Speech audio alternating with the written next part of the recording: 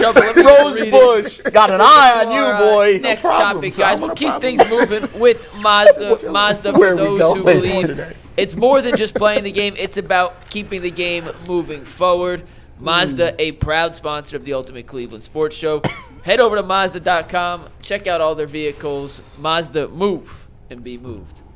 All right, guys, the Browns are heading on the road, and unfortunately we were having a similar conversation this year to a conversation we had back in 2023. The Browns' defense in the 23 season was much better at home than it was on the road. Smaller sample size here, but even through just 7 games, the splits are pretty noticeable. In their 4 home games, and they've played 4 home games versus 3 road games, the game in Minnesota does technically count as a home game, the Browns are only allowing an average of 9 points per game. They're allowing 234.8 yards per game. They have 16 sacks, and the quarterback rating against them is a mere 80.2. In their 3 road games, they're allowing 32.6 points per game. The yards per game still good, sub 300, but compared to 16 sacks in 4 home games, they only have 3 sacks in 4 road games and opposing quarterbacks. No, 4 sacks in 3 road games. Correct, sorry. Okay. And then a 112.9 quarterback rating against. They're heading into New England. They're going to Foxboro. So, what's it going to take for this Browns defense to put together a solid performance on the road for, frankly, the first time this season? Man, look, man, I hate talking about complimentary football, but they have to sustain some sort of drives. If the Browns' offense is going to punt, at least give me a couple of first downs, then punt, right? If you're not going to get no points, if you're not going to score no touchdowns, long sustained drives and field goals, right? Because at least it gives you the team the opportunity on defense to kind of rally around and make some plays. Because the reason why the Patriots is, you don't never like playing teams like the Patriots, right? Because if you're a defensive lineman or you're on defense in general, there is no specific thing you're looking at like, oh, they're gonna air it out on us. Not really. They might kill us on the ground. Not really. You don't know who's going to get the majority of the touches or the catches. You don't even know if what tight end is going to catch the ball. Everything is like playing trail mix. It's pecans, it's sesame sticks, it's M&Ms, peanuts, cashews, and you get a handful of raisins, and you don't know what you're going to get in your hand. That is the ridiculous part about playing teams like the Patriots, because you just don't know. So you're going to go into that game, and you just got to play it kind of like at arm's length distance. It's going to be a fill-out game that first quarter, because think about it the way they came out against the Dolphins. The Dolphins is a bad team. There's like Tua, it's raining. Here's what we're going to do. We're going to switch tendencies up on you. We're going to make sure that we bring some guys from different places. They did a lot of blitzing and they confused them. But in this game, you don't know what they're going to run. So you got to come out playing a lot of your base stuff. Just get off blocks, let's make some tackles. Right. So for the defense, they're going to have to play the fill-out game, not give up any explosive plays. But the thing about the Patriots is they're not going to be gun-ho to go downfield like that. They're going to play it methodically and play the same thing. So they need complementary football, and they cannot be giving short fields, and they got to sustain some drives, even if they end in punts. What do we think is the reason there's such a dramatic difference? Is it coincidence? Well, G hit on it at the end. The Browns' offense is putting the defense in untenable spots on the road. I'm just off the top of my head, Baltimore and Detroit. Mm-hmm. Detroit scored 24 points by gaining 41 yards. Yeah. Right. And Baltimore was the same thing. Baltimore's playing on a short field all along. So I don't even know. We talked about the disparity a couple years ago. Yeah. I don't care about that. This year, those are the 2 games that I think have skewed the point. Because the yards, 50 yards, that's not that dramatic. Especially considering that the 2 quarterbacks you mentioned, obviously Lamar is great and Jared Goff's been really good. But Mike, can you throw the stat board back up that you had with the sacks, that's significant, obviously. But I think part of that is because when you're getting blown out, you can't pin your ears back and go after the quarterback. Right, but if you just look at the opposing yards, 50 yards isn't really that dramatic. I don't think over an entire game. They're both significantly below league average for what it's worth. But it's just the fact that the offense has put them in horrible conditions. And what am I missing? Minnesota would count as a home game. Yeah. Right. But Detroit, Pittsburgh, same thing. Yeah, Pittsburgh, right? Detroit, Pittsburgh, and Baltimore. Pittsburgh really didn't do that in the whole game. If you look back at it, you're like, how did they? But Detroit and Baltimore specifically, the defense was on short fields the entire day. I think this is just a coincidence who they played. Like, I don't think there's something to it this year. I think it's, if anything, it's about the offenses. Yeah. The offense has been terrible on the road, and that's led to the defense, giving up points when it wasn't really their fault. And think about it. Young players traditionally play bad on the road, especially quarterbacks. Think about the game in Denver with DTR. Think about some of the other games where they go to Pittsburgh and play. Like, these are younger quarterbacks that are playing on the road in hostile environments, and they're giving, turnovers, sacks. But 2 of the 3 losses were with Flacco. Yes. 2 of the 3 road losses were with Flacco. But you could put this on when I talk about sustaining drives, Jay, if you got offensive lines that are getting 1st and 10 holding penalties, you're done. You might as well punt. That's 1st and 20. I've joked about that for years. That's 1st and 20. You back 20. Now the field just flipped because when you punt. If they get a holding call, just punt before it gets worse. On 1st and 20. Yeah, Just kick. It's over. The drive's over. It's done.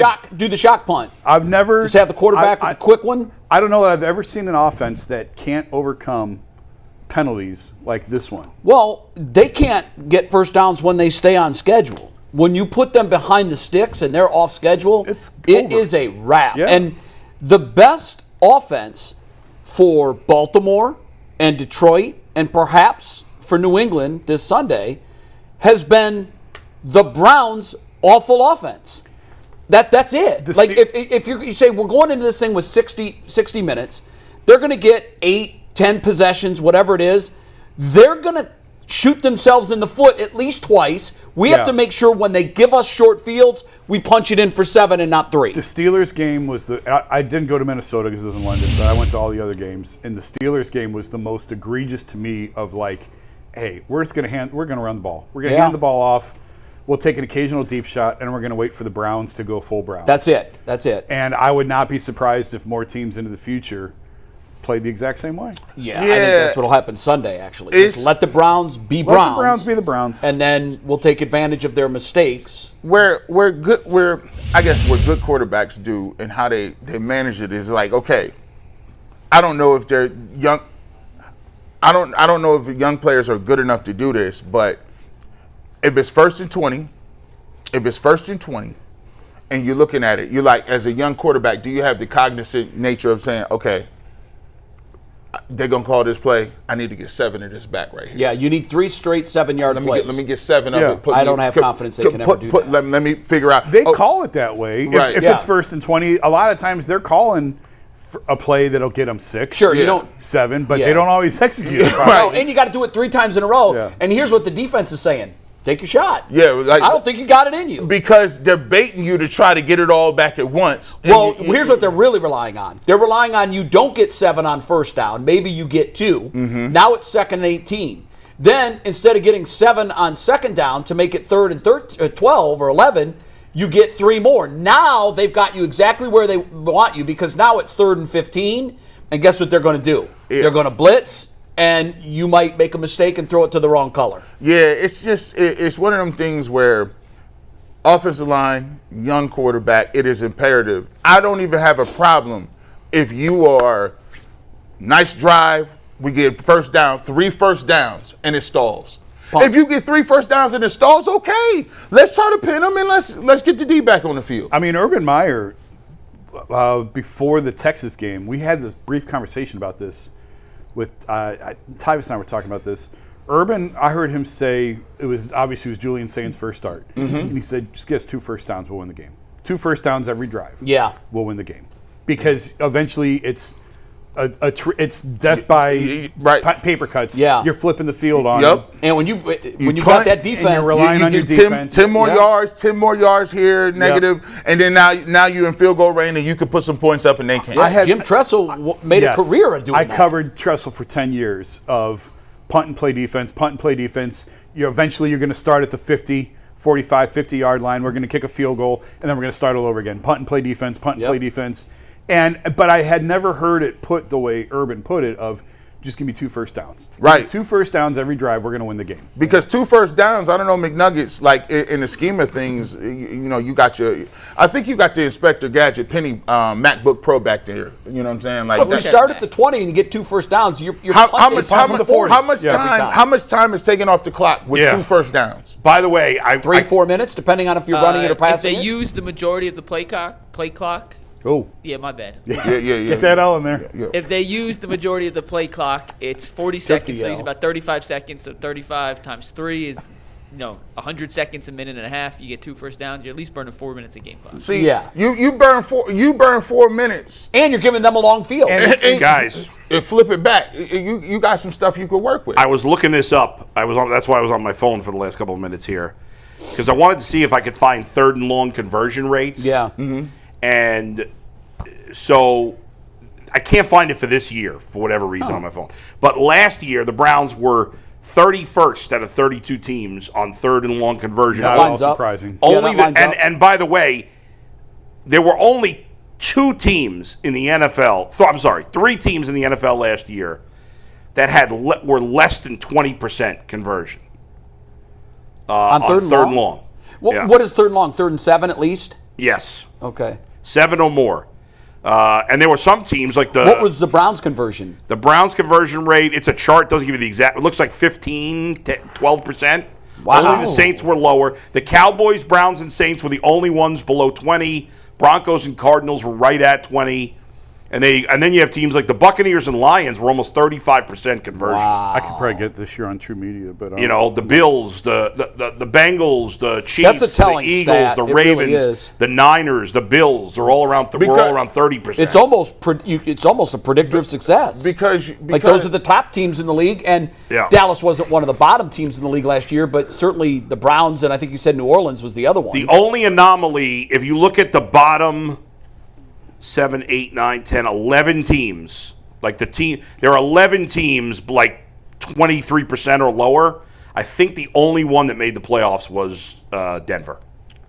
if you go look at just the games this year, and right? they barely got in. Watch the Minnesota game. You almost, because those teams the percentage is higher because they have a person that's why they call it a 50-50 ball. They have a person that is like going to the blackjack table. They're like, hey, I got a 50-50 dude over here. Yeah, well, I can throw, if it's 3rd and 7, I can throw the ball up to him, and Yeah. 3 They things didn't can do happen. much of that yesterday. Either he gets No, they didn't. either you get an illegal contact, either you get a pass interference spot foul, or he comes down with it, or he doesn't come down with it. There's 3 out of 4 things with a guy that you're gonna get. That's a 75% Yeah, chance. we don't have that guy. Yeah, And you don't have that. You got to have right.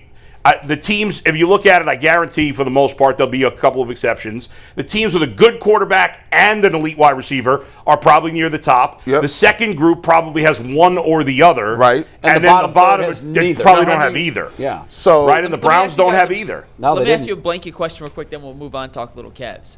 3rd and long. Who is the Browns' number one? Who is Kevin Stefanski drawing a play up for on 3rd and long? Njoku or Fannin, I think it's Judy, but if you look at it's it, just not reliable. their best option for picking up 3rd and 7s is a dump off to either Judkins or Fanning, and Draw. hoping they Metcalf break the up the tackle. middle. Yeah. Because they're very difficult to tackle Yeah, in open that's field. pretty right, telling, but you're right? much less likely to get a first out of that situation Yes. if you don't throw the ball 7 yards. Yes.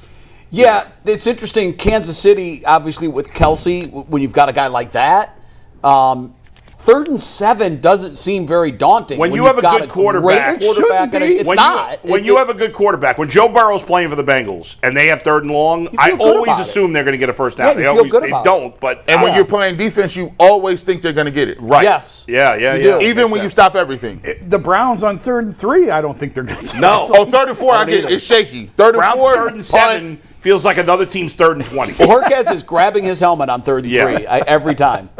I guarantee it.